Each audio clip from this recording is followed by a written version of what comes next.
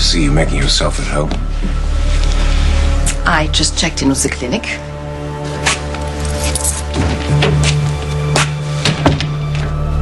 How's Robin? Doing well. We even got her to eat something. Well, that's a pleasant surprise. And what about you? Was your return a pleasant surprise for Mr. Vane? It was far from pleasant with Anna initially. And I'm sure she was shocked to see you alive. It was a lot for her to take in. It was more than that. She didn't believe me. She thought I was an imposter. She threatened to arrest me. How ironic. But after a while, she did believe me. You know, we were on the verge of a wonderful reunion. What stopped you? Luke Spencer. I'll say this much for Spencer. He has impeccable timing. My arms were wrapped around Anna when he burst through the door and ruined everything. I warned you Mr. Spencer would be an obstacle. When he tracked Mr. Vane to the clinic, his efforts to help her were quite heroic. I was there. I'm just saying. What exactly are you saying? Mr. Spencer arrived. What happened then? Anna left shortly afterwards. I imagine the situation was somewhat overwhelming. I was sad to see her go, but I was glad to have some time with Luke. I asked him to bow out. And? He refused. Which means I have a fight in my hands. One that I'm perfectly prepared to win. Luke Spencer cares deeply for Mr. Vane. You mentioned that. And from what I witnessed, she cares deeply for him. If he intends to fight. Where might that leave me? Whatever Anna's feelings are for Luke, they can't compare with the history she and I share. I care very much for Anna. And deep down, I know she feels the same way. A lot of time has passed. Things change. So do people. Your point? I just want you to be prepared for the possibility she could choose Mr. Spencer over you. You know, I never thought it was possible, but Anna's grown more beautiful. It's as if all the grief and the suffering has given her a depth of character. I looked into her beautiful brown eyes, and she smiled. She melted my heart. You're quite poetic on the subject. Only when it comes to Anna. Only her. Have you considered your next step? If she chooses Luke? I'll cross that bridge when I come to it. I know you don't like thinking about the prospect, but it can't hurt to be realistic. You, more than all people, know what I'm capable of when push comes to shove. The drastic measures. Look at Robin. So, enough about my personal life. How's our newest patient? An absolute travesty, like a toddler stitched him up.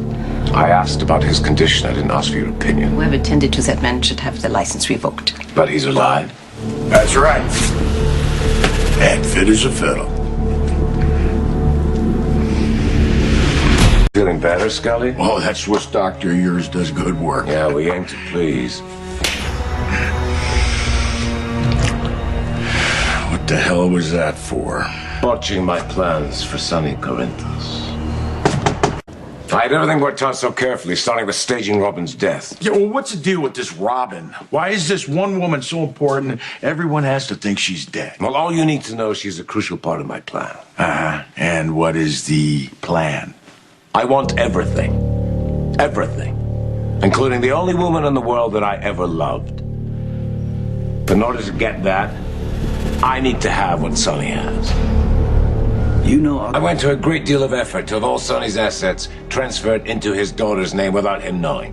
All you had to do was to get your son to marry her. which I did. And kill her. You couldn't even get that right.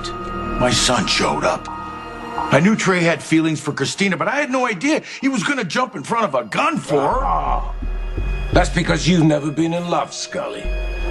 If you had been in love, you would realize the lengths a man will go to for the woman he loves. Including eliminating the competition. Contrary to what you may think, Lavery, I do understand love. There's a woman I care about. The only woman I want to hear you talk about is Corinthus' daughter. And when you talk about her, I want to hear only 3 words. She is dead. But instead, what? Excuses? I got shot! By your own son. What does that say about loyalty? Trey was never supposed to know about any of this. If you had done what you were supposed to do, Corinthus' daughter would have been dead, Trey would have inherited the entire fortune, and I would have been running Sonny's empire. All right, it's not too late. Trey and Christine are still married. She can still die. You know, he can still inherit. That doesn't sound very smart to me, Scully. The police already suspect you of trying to kill her. How long do you think this marriage is going to last, anyway? I can't. Well, thanks to you, Scully, I've had to revise my plans. I've had to come up with another way to grab Sonny's assets. Good. There's nothing I want more than to bring Corinthos to his knees. You know, I'm very pleased to hear that. Because you will be instrumental in executing that plan. I'm not. What do you want, Scully? I've been thinking. Oh, that must hurt. If we off Christina before the annulment goes through, we could still get Corinthos. I told you. That plan is dead. Anything happens to that girl, you're the first suspect. That won't matter if they can't find me. My sources have already told me that the marriage has been annulled. Trey won't inherit Sonny's assets. There's no point in killing the girl. And so you said that someone else has to die. Who? You. You can't pull this job off on your own, and you'll never get the commissioner back. What are you talking about? I know you're in love with Anna Devane. Oh, so what is this? You and Albrecht gossiping? I'm just saying, that boyfriend, he's already suspicious. You're gonna need someone else to take his place, do the dirty work. You're right.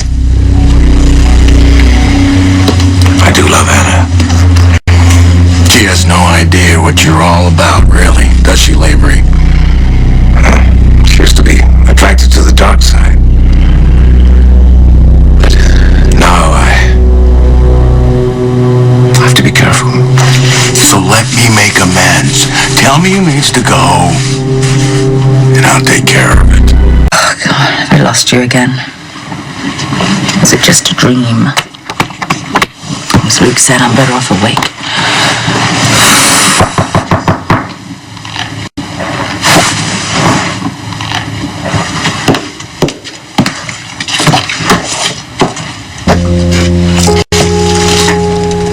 Happy anniversary, darling.